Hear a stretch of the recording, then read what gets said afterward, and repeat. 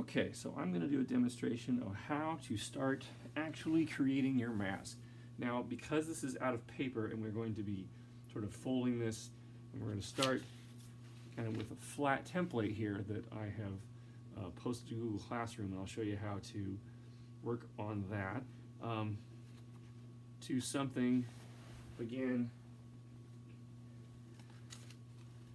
that is actually three-dimensional. Okay, and the way you put this together and to fold it is to sort of tape it in place, and I'll show you how to do that here at the end. So you can make the mask out of a number of different materials, and again, if you don't have these materials, you can just simply do the design, the finished design on paper. So you can use colored pencils, markers work really well, Sharpies are always really great, especially for going over your lines of your designs first and then using the water-based markers, because the water-based markers won't bleed. This will not bleed into the water-based markers. Okay, if you have like a whole set of Sharpies that are colored, that's great. If you have some alcohol-based markers, those are great too, you can use. So there's lots of different things, you know, colored pencils. Even if you want to add colored with crayons, those will work as well. Okay, and again, if you don't have coloring tools, you know, you can always just do this straight up on paper, and you could add gradual value changes and gradual or different variations of value sort of coloring in the various sections of the designs. For example,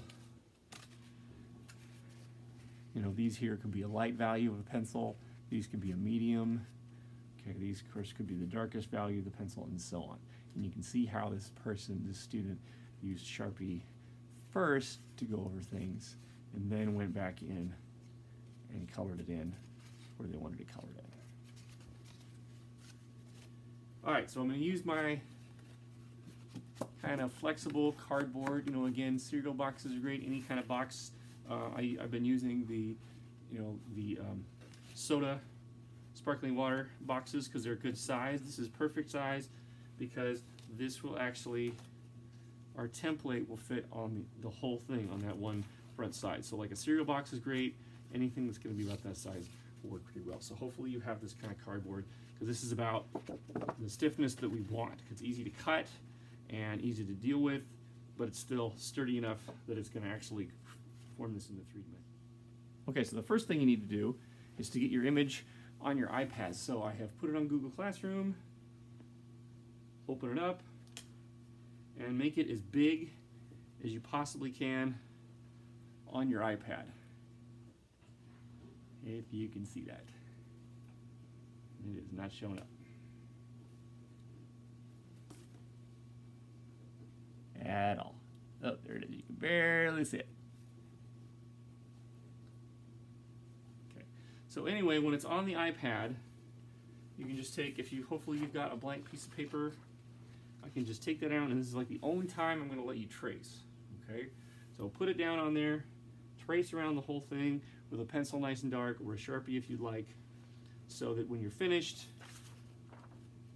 you're going to have your finished template done. Okay, so once your template is finished, I'm actually going to attach it to the cardboard. All right, so you can use a number of different things. You can use just regular white glue. You should be able to use a glue stick. It should work okay. I mean, you can even tape it on the back with tape loops if you want, but you're going to need to find some way of attaching that on there. Okay, so there's a number of different ways you can do it. All right, now mine's a little bit bigger than my cardboard.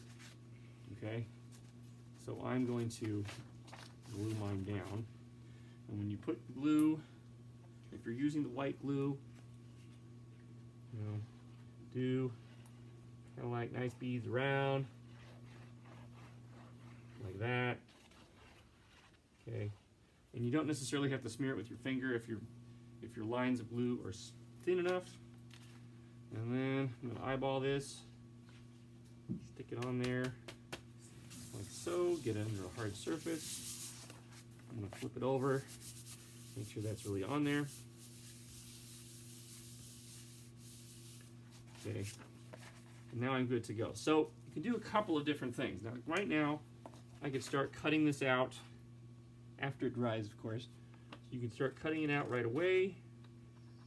If you want to keep the lines, cut on the right side or the outside of the line. If you don't want the lines, you can cut on the inside. So I can cut this out right away. Okay, and then I can start putting my designs down. Or you could do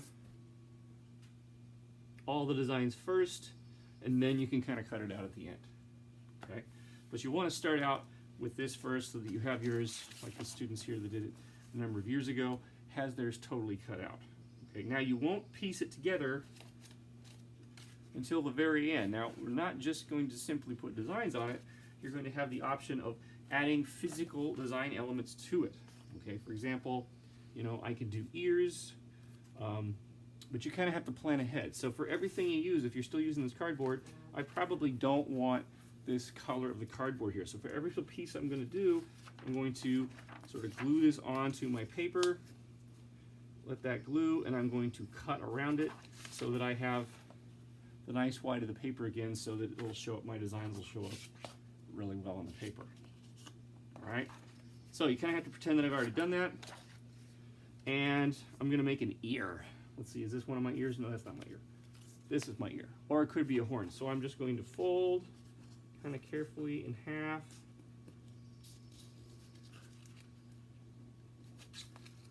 Down the middle. And now I have my three-dimensional piece that I could actually attach to my mask. Now attaching it, we've got to make some tabs. So I'm going to cut a couple little slits. Probably that is plenty. Okay.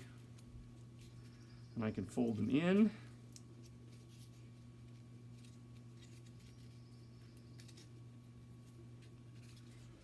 Now I can attach them onto my mask. Okay, now if I did it this way, I could put tape back behind in there. Okay, I could glue this straight on as well. You're going to definitely need the liquid glue if you do this. Glue stick is probably not going to work. Okay, you could also do it tab out. Of course, if you do that, then you're going to see the tabs.